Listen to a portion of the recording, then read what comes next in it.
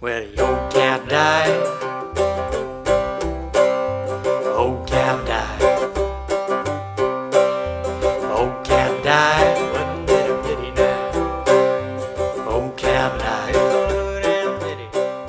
Well, my music channel has only been up for a couple of weeks, if that, and I think it may be starting to draw a crowd, a little bit of a crowd, probably as a result of being somewhat of a curiosity with my homemade instrument here, my 3-string Panjo.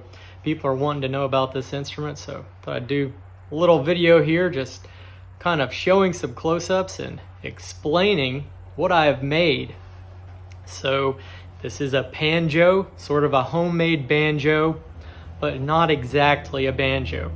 It has 3 strings, it's strung with banjo strings. It is fretless. The body is made out of a steel cake pan, $3 baking pan from Walmart. The neck I made out of a stick of mahogany, and she plays pretty good. It is very quiet, doesn't have a lot of volume, which in a way is not a bad thing because it never overpowers the voice.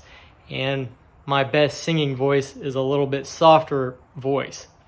Whereas when you're playing with a guitar for accompaniment, a full-size guitar, sometimes I find myself getting in a competition for volume with the guitar. And if I was a better musician, I would be able to control my dynamics better. But since I'm not that great of a musician, I find it easier sometimes for some songs just to play with a softer instrument, like this banjo. Now, when I do need a little more volume, I have the option of plugging this thing in. Believe it or not, I have a stick-on K&A pickup, and this thing just sticks directly to the body of any acoustic instrument using putty, as odd as that sounds, and works pretty good. In fact, when you hear most of my studio recordings with the banjo, there's actually 2 tracks layered together from the same performance. So there's the track from the mic, which is mainly intended to capture my vocal, but there's also a track from the stick-on pickup that is plugged directly into my Scarlett 2i2 interface. So that's a really good option to have for a quiet instrument like this, for recording, or even more so for live performances, because this thing would just be way too quiet in even the smallest room for anybody to hear you if you're playing for any kind of a crowd at all. So the nut and bridge are both made out of black walnut, which is a hardwood. It's pretty hard. Bone would obviously be a lot better, but I really like the look of black walnut. It's pretty easy to work with, and it's just what I had laying around. The headstock on the banjo is very cigar box guitar-like. So you can see there, it is flat. There's no rake to the headstock, but it's got a good shelf there at the nut, and that nut is actually screwed into that shelf cut into the neck. And the strings come over the nut, drop down, and pass through that little eye strap there, which is sort of like the string tree on an electric Fender guitar. And that just allows the strings to be properly tensioned, similar to the way that a raked headstock does. But a raked headstock is quite a bit more difficult to make, just in a home shop. You can do it, but there's a lot more potential for messing something up. So I just wanted to keep it simple.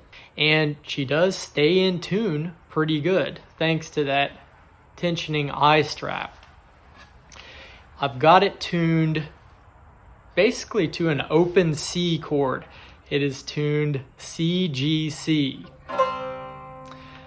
Kind of like an Appalachian dulcimer. It's a tuning that is used on dulcimers. I've also tried DAD, the dad tuning. That sounds pretty good as well. But I prefer CGC just because it's a good key for my voice. Either C major or C minor. C minor is kind of the preferred key for my voice, actually. So when you strum the 3 open strings, you get a C chord. It's just the root and the fifth. And you can actually you can sing minor or major melodies over that. It's kind of a different sound. I should also mention, what may not be apparent is that this is a fretless instrument. There are no frets. There are just marked positions for frets that I've actually burned into the neck with a wood burning tool, just because I'm not really a fretless instrument player. So I need that visual reference. And you'll notice me looking at the neck a lot more than I do sometimes with an acoustic guitar. I have to look to get those correct fingerings of the notes. And I just did that because I've never installed frets on an instrument, and I don't have a fret saw, and again, just wanted to keep it simple. And I think that probably contributes to the sound of it a lot, and it also allows you to do, some really cool sliding techniques on the neck that sound a lot cooler with a fretless neck rather than a fretted one. So that's kind of it. That is my homemade 3-string Panjo in a nutshell. I built it, I play it, I like it. And some people like the sound of it. It definitely has a pretty unique sound. So it would be a shame while I've got it out not to play a little something for you. So let's mess around and see what kind of a tune we can pick out here before we go. Now, to me, this is really not a proper banjo. This is kind of a totally different instrument.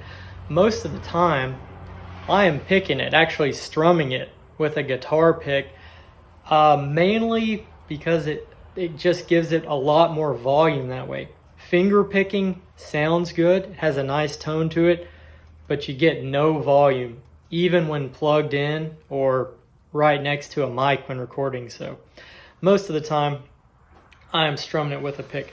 Let's do the Tennessee Stud, or at least my version of it. This song was originally written by Jimmy Driftwood and made famous by Doc Watson. So here we go, Tennessee Stud. And you'll notice I'm actually gonna sing this over one chord, just the open strings, that C chord. And I do that a lot with this instrument. I have some different chords. There's some kind of 7 chord that I used in, was it Old Cow Died or, no, it's Possum in a Trap. I don't even know what chord that is, but it's some 7 chord. But anyways, half the time, I'm just singing over that. So here we go.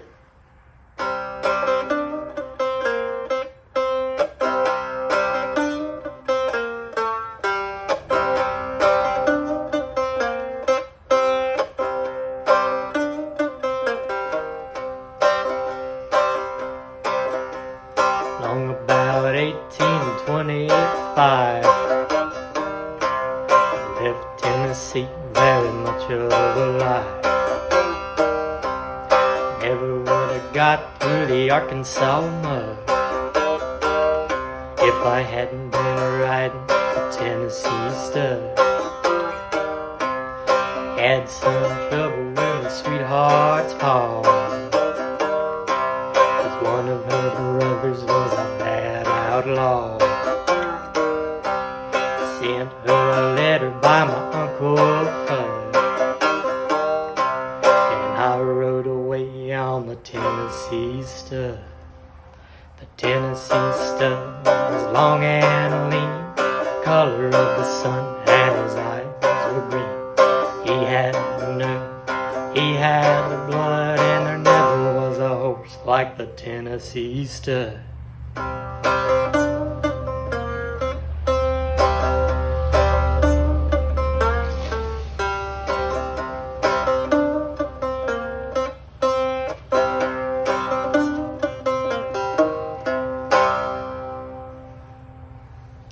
The Tennessee Stud.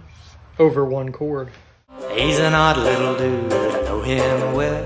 Where he rambles, none can tell. Eats my trash, he eats for free. Watches Top Gear on my TV.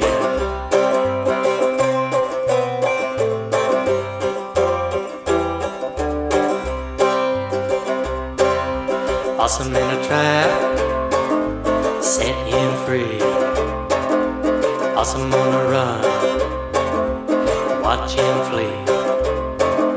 We'll eat some cat food, eat for free. The sun comes up and it's back to the tree.